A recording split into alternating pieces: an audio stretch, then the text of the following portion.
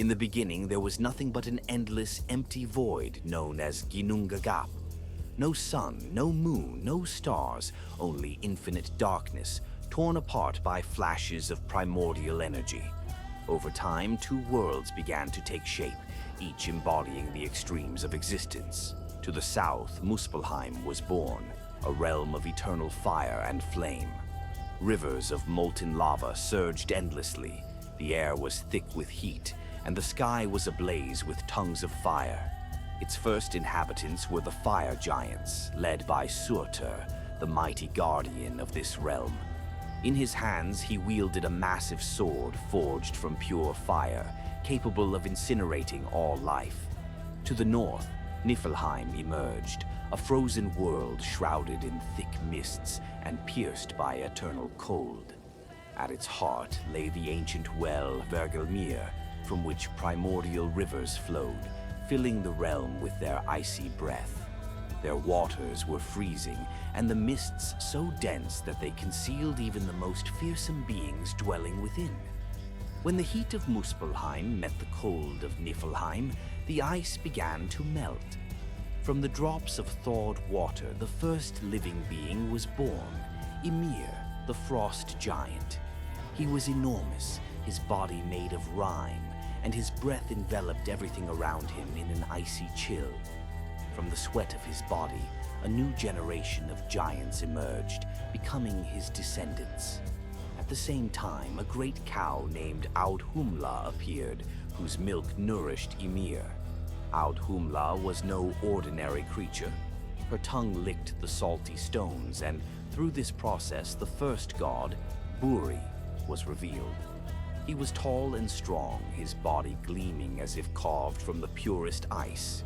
Buri fathered a son, Bor, who later became the father of three brothers, Odin, Vili, and Ve. These three gods decided to reshape the world and create something new. They attacked Ymir, and in a brutal battle, the giant fell. His blood flooded everything around, wiping out nearly all frost giants, except for Bergelmir and his wife, who managed to escape. Afterward, the brothers used Ymir's body to forge the world. From his flesh, they created the land. From his blood, the seas and rivers. From his bones, the towering mountains. And from his skull, the sky itself.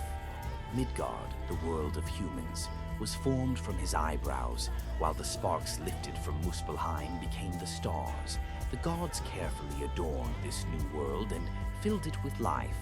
To illuminate the sky, the gods created the sun and moon, entrusted to two divine beings, Sol, the sun goddess, and Mani, the moon god. However, they were constantly pursued by two fierce wolves, Skul and Hati, who sought to devour them and plunge the world into darkness. This eternal chase symbolized the ceaseless flow of time, the endless cycle of day and night. Among the gods, Thor held a special place, the protector of humanity, a mighty warrior wielding the hammer Mjolnir, forged by dwarves. His strikes shattered mountains, and the lightning born of his wrath echoed across the world. He stood as a guardian of order, preventing chaos from reclaiming the land. But not all gods were protectors.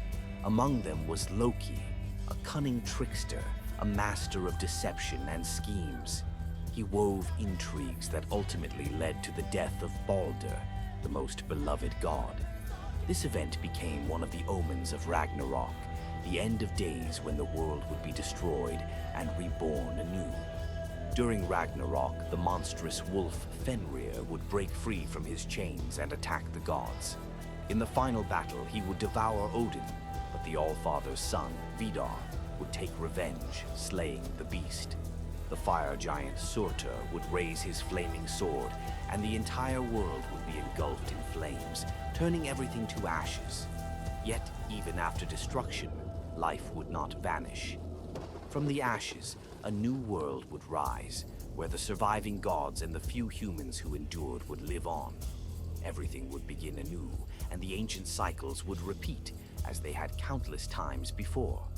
Such is the law of existence, and this is but a small part of the great saga of creation.